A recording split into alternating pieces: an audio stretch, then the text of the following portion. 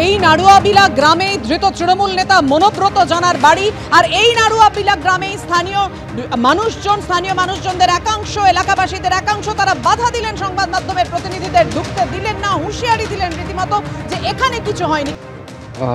আজকে যেটা আপনারা জানেন যে খুব ভোরের দিকে এনআইএর একটি দল আপনার ভূপতিনগর থানাতে পৌঁছয় এবং ভূপতিনগর থানার পক্ষ থেকে তাদেরকে সমস্ত রকম সহযোগিতার আশ্বাস দেওয়া হয় একটি পুরনো একটি কেসে।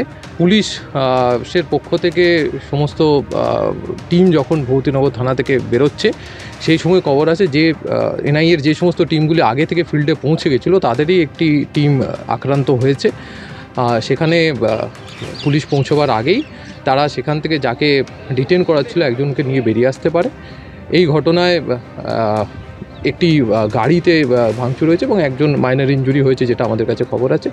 একটি নির্দিষ্ট মামলা রুজু করে তদন্ত করে তারা আজকে হামলা চালালো এনআইএর আধিকারিকদের উপরে বা গাড়ি ভাঙচুর করলো, তারপরে কি কেউ গ্রেপ্তার হয়েছে? এখনো হয়নি, নিশ্চয়ই ব্যবস্থা নেওয়া। কিন্তু ঠিক কি ঘটেছিল আজ সকালে? এনআইএর গাড়ির কাঁচ ভেঙে দেওয়া হয়, এনআইএর এক আধিকারিক জখম হন, কিভাবে হামলা হয় তাদের উপর, ঠিক সেই মুহূর্তের ছবি রাখবো আপনাদের সামনে।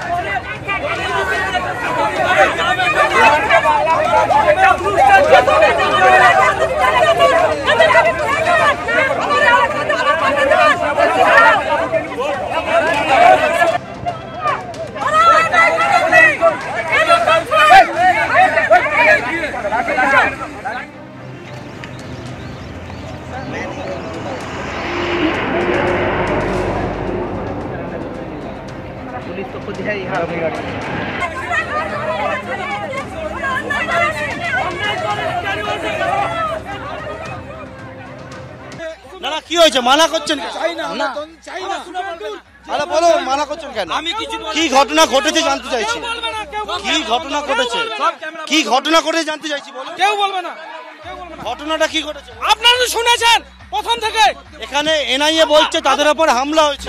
কোনো হামলা হয়নি, কোনো হামলা হয়নি।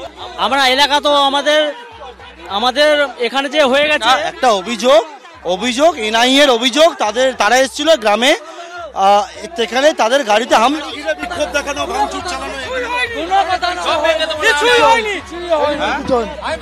মনোব্রত জানাকে আটক করতে বিজেপির লোক, বিজেপি ছেলেরা চক্রান্ত করে নিয়ে গেছে।